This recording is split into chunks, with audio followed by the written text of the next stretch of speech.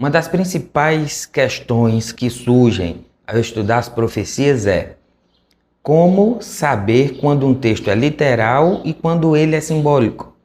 E mais importante ainda, como identificar o que um símbolo realmente significa.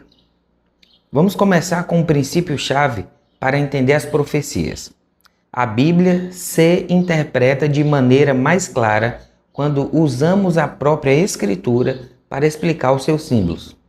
Por exemplo, ao invés de tentar associar o símbolo do urso em Daniel 7 com a Rússia de hoje, como muitos fazem, devemos olhar para como a Bíblia usa esse símbolo em outros lugares.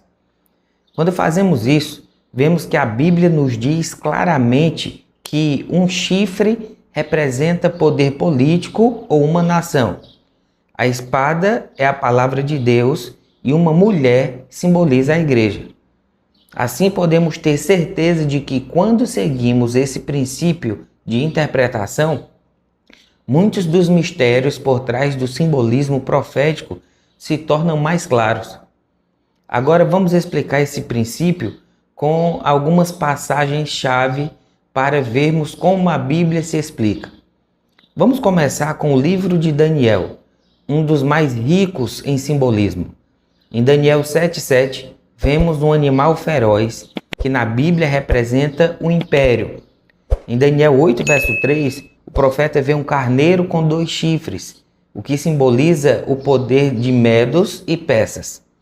Já em Daniel 7,24, o chifre pequeno representa um reino que surgirá após os impérios anteriores, o qual será marcado por grande poder e perseguição ao povo de Deus.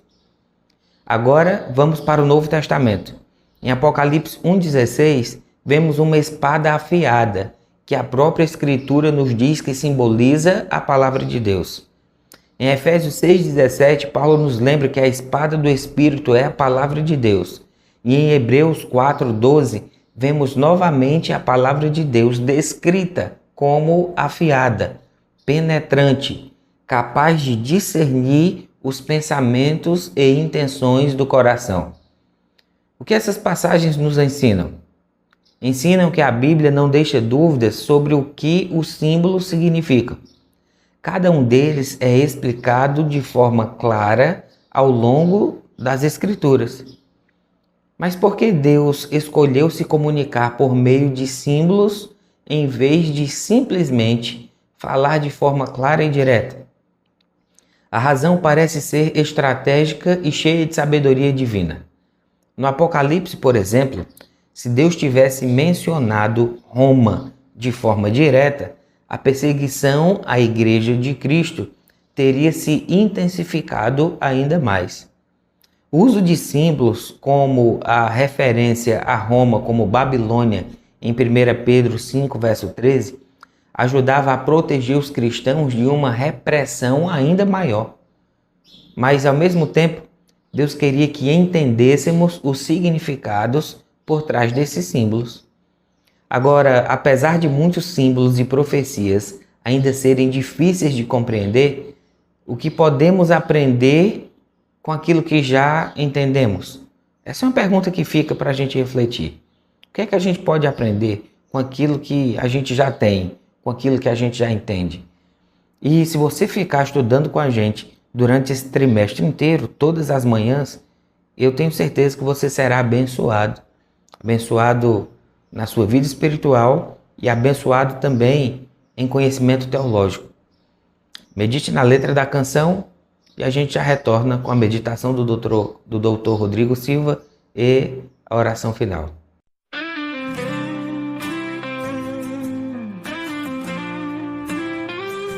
As profecias revelam tua verdade, ó Senhor.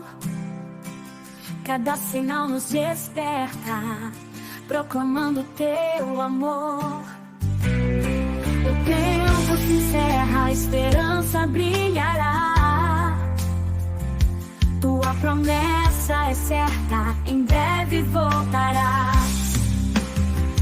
Soa forte a trombeta, o céu já se abre. Os anjos proclamam, o Rei vem reinar.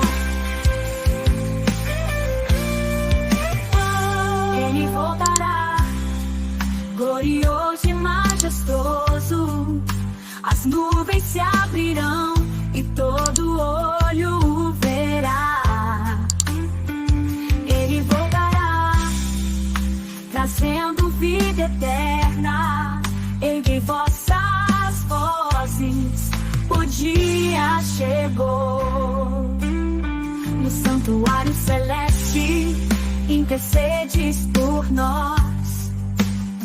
O teu juízo é justo, ouvimos tua voz.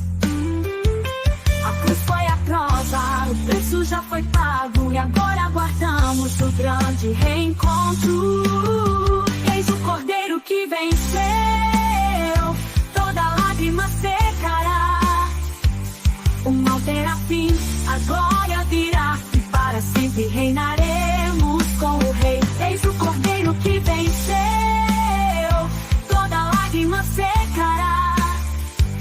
O mal terá fim, a glória virá, e para sempre reinaremos com o Rei. Oh, Ele voltará glorioso e majestoso, majestoso.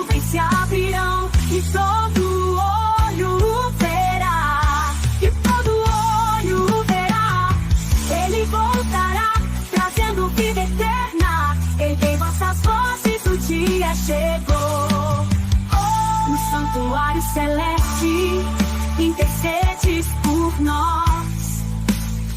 O teu juízo é justo, ouvimos tua voz.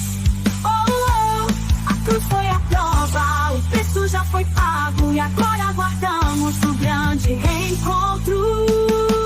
Eis o Cordeiro que venceu, toda lágrima secará. O mal terá fim, a glória virá, e para sempre reinaremos com o Rei. Eis o Cordeiro que venceu, toda lágrima secará.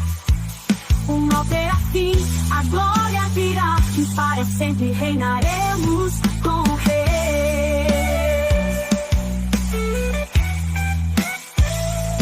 Com o Rei.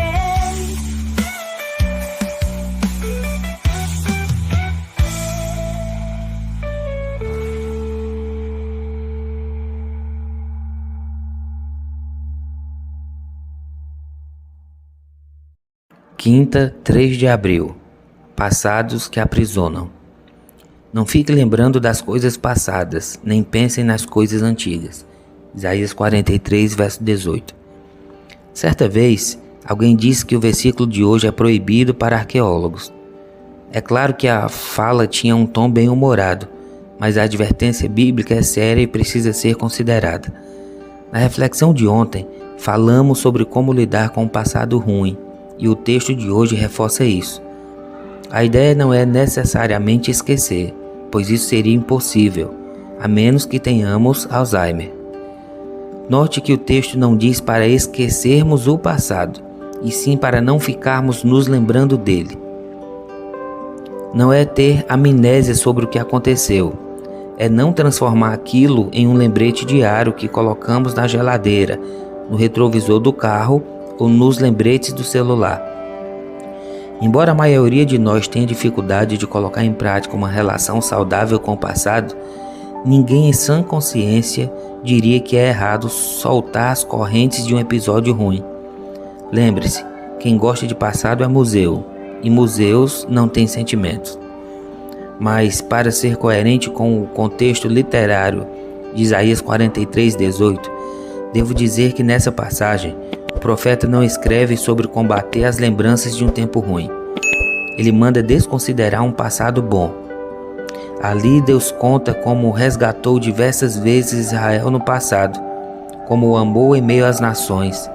Então, abruptamente, Deus diz para seus filhos desconsiderarem tudo isso. Por quê? Vejo duas razões aqui que também nos ajudam em nossa relação diária com o passado. Primeiramente, Deus queria que Israel entendesse que todas as suas bênçãos eram apenas uma amostra do quanto mais ele estaria disposto a fazer caso o povo confiasse em sua providência. A glória do passado não se compara ao que está por vir. Em segundo lugar, tanto Israel quanto nós não devemos nos prender excessivamente às coisas boas do passado, a ponto de negligenciar qualquer desenvolvimento no presente.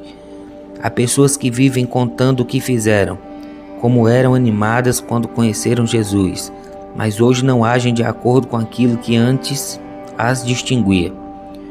Isso serve também para o casamento, para o trabalho e até para a rotina de pregação. Como estão esses aspectos em sua vida atualmente? Vamos orar.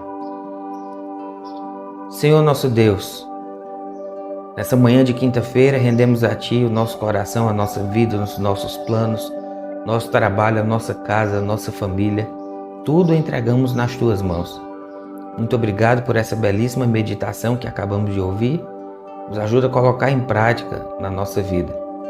Que o Senhor nos abençoe no dia de hoje, nos concede o Teu Santo Espírito através do batismo diário. Nos abençoa nos nossos afazeres, nas nossas tarefas. Que o Senhor nos ajude a ter vitória nesse dia de hoje. Nós oramos por Jesus. Amém. Meu irmão e minha irmã, curta o vídeo. Nos ajude também compartilhando essa mensagem nos seus grupos de WhatsApp, com os irmãos da sua igreja, seus familiares. Nos ajude também deixando o seu comentário e se inscrevendo no canal se não é inscrito. A gente se encontra amanhã na lição de sexta, encerrando essa primeira semana desse trimestre. Fica com Deus.